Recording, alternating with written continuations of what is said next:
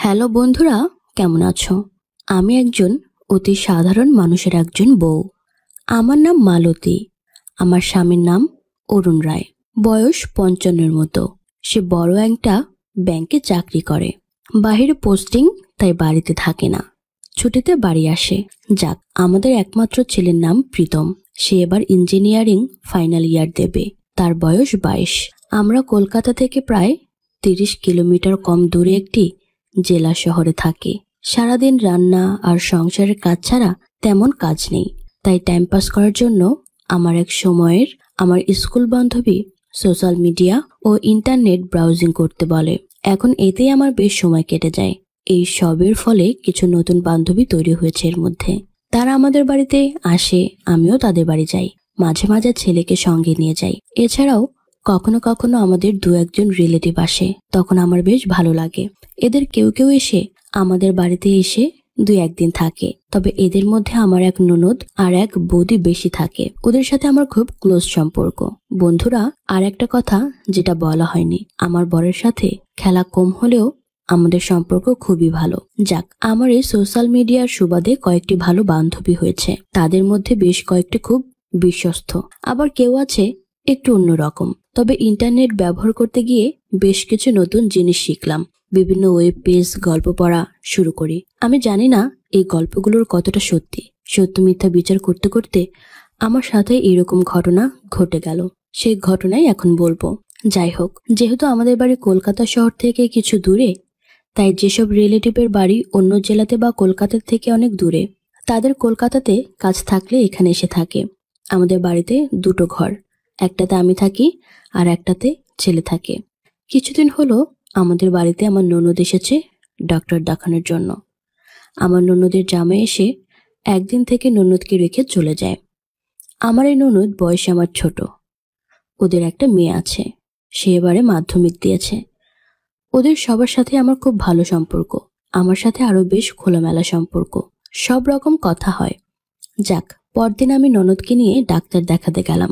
এর মধ্যে কিভাবে আমার বেশ ঠান্ডা লেগে যাওয়ার ফলে বেশ কাশি হচ্ছিল। সেই কারণে আমি ফার্মেসি থেকে কাশির ওষুধ চেয়ে নিলাম। তো রাতে ওষুধ খেয়ে ননদকে সাথে নিয়ে ঘুমাতে গেলাম। পরদিন কাশি একটু কমছিল, তাই রাতে শুধু ওষুধ খেতে ভুলে গেলাম। গভীর রাতে হঠাৎ আমার ঘুম ভেঙে গেল। তখন আমি নাইট ল্যাম্পের আলোয় দেখলাম আমার পাশে ননদ নেই। ওদিকে আমার পাশের ছেলের ঘর থেকে কিসের যেন একটা ফিস ফিস শব্দ শোনা যাচ্ছে। আমি আস্তে করে ছেলের ঘরের দরজার সামনে গিয়ে দাঁড়ালাম। দরজাটা ভেজানো ছিল। আমি ছেলের ঘর থেকে ননদের গলার আওয়াজ পেয়ে আস্তে করে দরজাটা সরিয়ে দিয়ে যা দেখলাম, তাতে আমি স্ট্যাচু হয়ে গেলাম। আমি তখন কি করব ভেবে পাচ্ছিলাম না। বন্ধুরা, আমি দেখলাম আমার ছেলে তার পিসির মাঠের উপরে আছে। তবে ননদের গায়ে একটা সুতো পর্যন্ত নেই, শুধু কয়েকটা গায়ের গহনা ছাড়া। মানে শাখা, গলার হার, চুড়ি, দুল এসব শুধু আছে। নাইট ল্যাম্পের আলোতে মনে হলো আমার ছেলে প্রীতম তার পিসির পুষ্ট পেঁপেগুলো দলাই মলাই করছে। ননদ ফিস ফিস করে বলছে, আস্তে চাপো, ব্যথা লাগে তো। ছেলে কোনো কথা না বলে সে তার কাজ করে যাচ্ছে। আমার ছেলে প্রীতমের সাথে ননদের কোনো জড়তা নেই, যে সে নিজেই প্রীতমকে খেলার জন্য আমন্ত্রণ জানিয়েছে।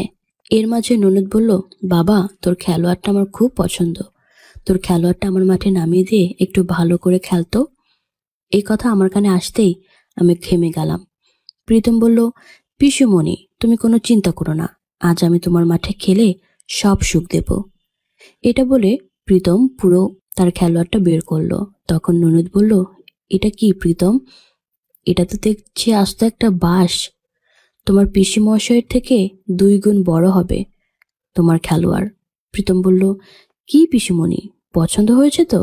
ননদ বলল, হবে না আবার? এমন খেলোয়াড় বাপের জন্মেও দেখিনি। প্রীতম বলল, চিন্তা করো না পিসুমণি, একটু পরেই এর খেলা দেখতে পারবে। এরপর আমার ছেলে বেশ তার খেলোয়াড়টা ওর পিসির মাঠে সেট করে এক ধাক্কায় নামিয়ে দিল। দেখলাম ননদ কেমন যেন শিউরে উঠল। এরপর প্রীতম গতিময় খেলা শুরু করলো। একটু পর আবারও গতি দিয়ে খেলতে শুরু করলো। এভাবে কিছুক্ষণ চলার পর ননদ বলল, প্রীতম, আরো জোরে জোরে। বুঝলাম ননদের হবে এখন। এভাবে চলতে থাকলো তাদের খেলা। এদিকে দরজায় দাঁড়িয়ে থেকে ওদের এই কাণ্ড দেখে আমার মাঝেও কেমন যেন শুরু হলো। নিজের হাত আমার খেলার মাঠের গর্তে দিয়ে বুঝলাম একদম ভিজে গেছে, আর কেমন যেন করতেও লাগলো। যাই হোক বন্ধুরা, এভাবে কিছুক্ষণ চলার পর ওদিকে ননদ বলল, কি রে, তোর হবে কখন? আমার তো আরেকবার হওয়ার সময় চলে এলো। শোন, তোর হওয়ার সময় বলবি, ভিতরে কিছুই রাখা যাবে না।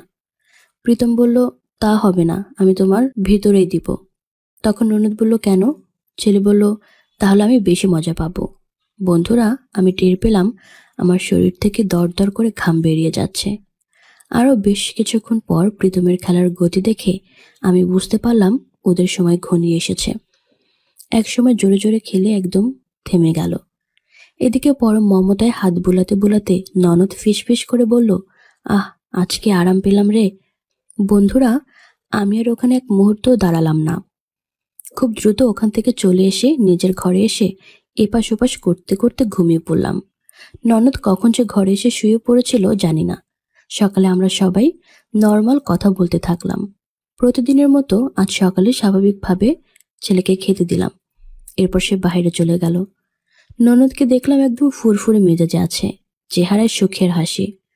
রাতে আমার ছেলেকে খেলা দিয়ে বেশ মজা নিয়েছে। এর মধ্যে ননদের স্বামী ফোন করে বলল সে পরের শনিবারে আসবে। সারাদিন কাজকর্মে আমার দিন কেটে গেল।